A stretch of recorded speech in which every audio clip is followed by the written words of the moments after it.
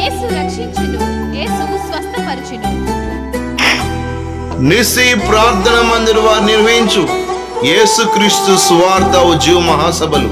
తేదీలు మే 2024, 30, 31 తేదీలలో గురు శుక్రవారం ప్రతిరోజు సాయంత్రం 6 గంటలకు ప్రారంభించబడును.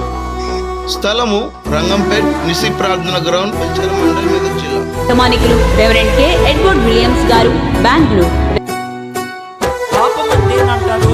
పాపము మనలో చాలా మందికి పాపానికి నిర్వచనం తెలియక కొన్ని డైలాగులు వేస్తారు. నేనేం పాపం చేశాను? నేను ఎవరినైనా మర్డర్ చేశానా? ఎవరికైనా మోసం చేశానా? ఎవరిదైనా అన్యాయంగా తీసుకున్నానా అంటారు. అవేవి కూడా పాపాలు కావు. పాపాలు కావా? ఇడెవడరా బాబు అంటారు. అవి పాపాలు కేటగిరీ కాదు. అది ఏ కేటగిరీ? అతిక్రమ కేటగిరీ. అది దైవజనులు శాంసన్ ఎప్రా గారు, జెరూసలేం మినిస్ట్రీస్, వ్యవస్థాపకులు, పాములవాడ. శ్రమలు పొందుట మేలాయను. జాన్ బెన్యాన్ అనే వ్యక్తి సువార్త ప్రకటిస్తుంటే జైల్లో వేశారు. జైల్లో వేసిన తర్వాత అతడు జైల్లో ఒక పుస్తకం రాశాడు, యాత్రికుని ప్రయాణం.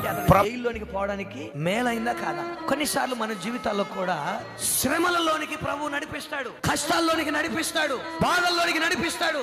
మనలో ఉన్న చెడుతనాన్ని, మనలో ఉన్న ఫలింపని ఆ తీగను తీసివేయడానికి దేవుడు ఏం చేస్తాడంటే కత్తెర పెడతాడు. నిజంగా శ్రమనే లేకపోతే అసలు ప్రార్థనలే. స్థలము నిస్సి చర్చ్ గ్రౌండ్, రంగంపేట్, కొల్చార్ మండల్, మెదక్. ప్రేమతో ఆహ్వానించేవారు పాస్టర్ పాల్చందర్ గారు మరియు సంఘ విశ్వాసులు. వినండి, దైవ దీవెనలు పొందండి.